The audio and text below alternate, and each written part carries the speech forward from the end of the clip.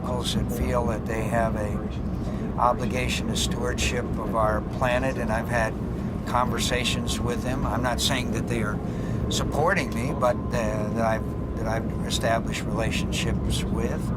And there are others, obviously, who think that they just were not going to support my candidacy. I respect that, but I do have certain relationships with him. I'm not, and I'm pleased with that.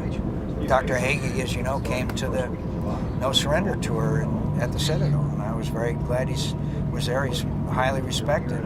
I've met with Dr. Richard Land on the issue of immigration, and I've met with other evangelicals on the issue of climate change. So,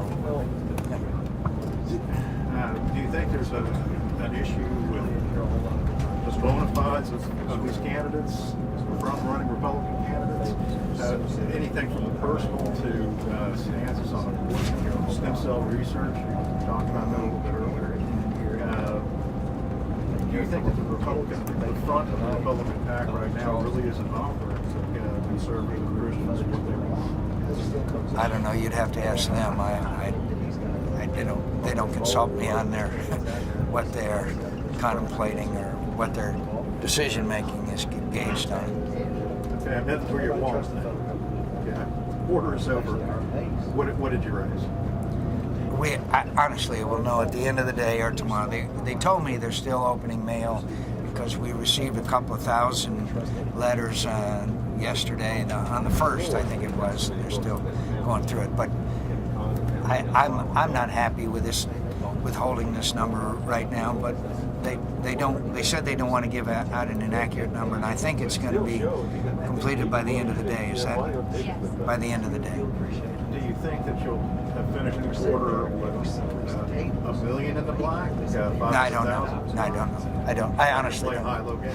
No, I don't know because I don't know the final number.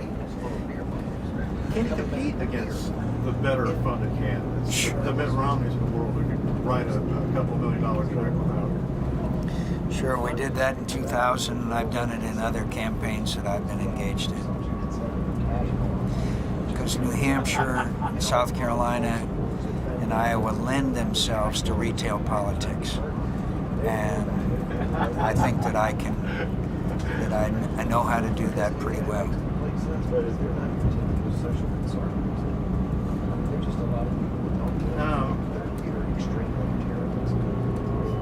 Is there any way to just say you're December 30th and you have pulled up closer to Mitt Romney, or Mitt Romney's pulled up closer to you, and you're So it's a horse race, yeah. It's a horse race.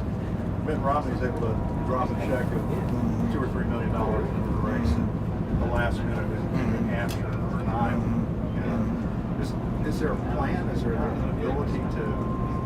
You talk about the ability to out campaign. How do you respond to that? In the event that happens? I think there's lots of debates. I think there's lots of exposure of the candidates. I think there is ample opportunity. For example, in Iowa, it's my understanding that there's less than 100,000 caucus goers. I think those people will pretty well examine the candidates. New Hampshire has a tradition for it. South Carolina does. So,